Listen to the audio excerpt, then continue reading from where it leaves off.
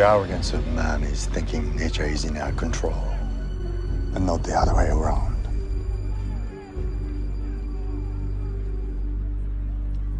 Let them fight.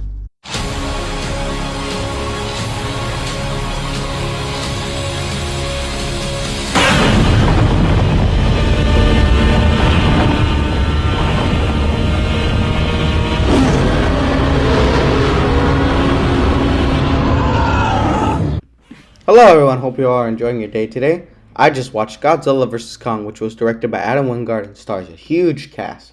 It has been way too long since these two titans have clashed. I've been excited as hell to see it. Personally, I'm a Godzilla fanboy, but I don't hate Kong. In fact, I liked him, but I was rooting for Godzilla the entire time. Anyways, what did I think of it? I really liked it. It knew exactly what it was, and it wasted no time while doing it. Speaking of which, I'll get to my negatives first.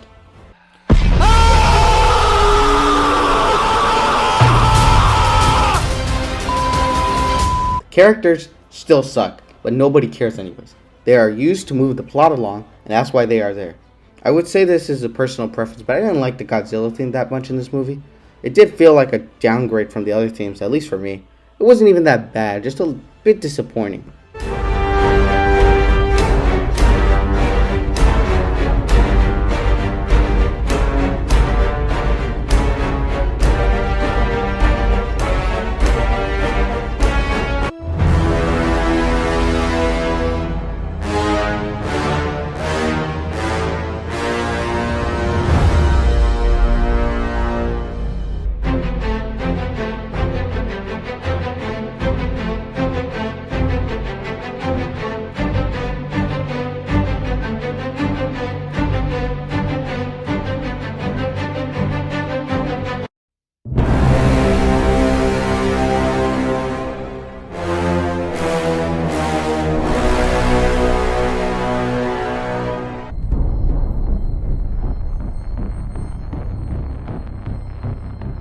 My last flaw is that some human scenes can be pretty badly paced and a bit too long, but that's mostly with the villains.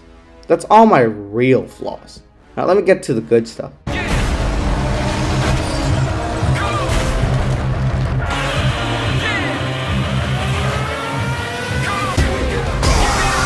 Adam Wingard understood exactly what the audience wanted and wasted little time. He did what Godzilla King of Monsters did, find a balance of monster and people. Smart decision to put the human characters to follow Kong rather than just have them be away from the monsters. I do wish we had more Godzilla in this movie, but I was satisfied enough whenever he did show up because it was fucking awesome. I'm also glad the action sequences were well done. I really liked the way they were shot. I'm glad Adam didn't wait until the end to give us the action sequences. The human characters didn't bother me that much, but some of them could have been cut out of the film. I found their performances good, and the only characters I really liked were Brian Tyree Henry's character, Rebecca Hall's character, and Gia, who is a young orphan who communicates with Kong via sign language. I like the score overall, and it fits very well in the movies. The visual effects are amazing. I like the way the film is shot.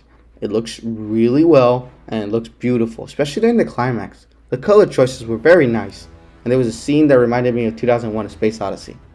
I also like what Adam did with the camera during the fight. Made the fight look cooler.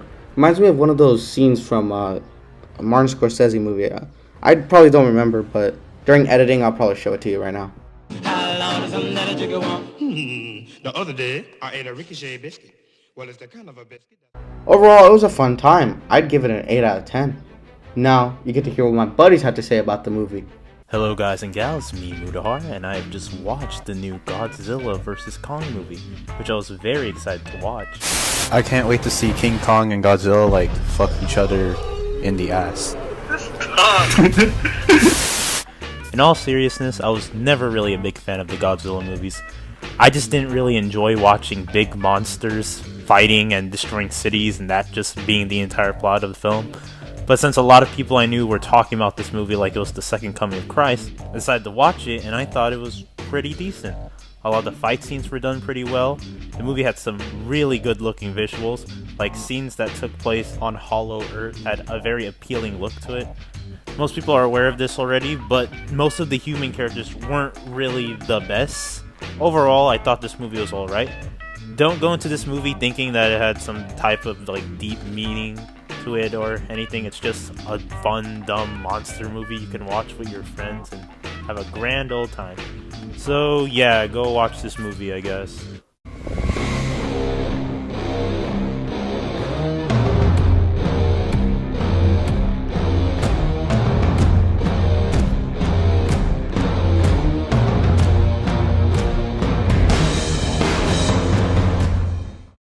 Godzilla vs. Kong finally came out, and man did I enjoy the fuck out of it. There were so many things this movie did right that made me love it right after the first viewing.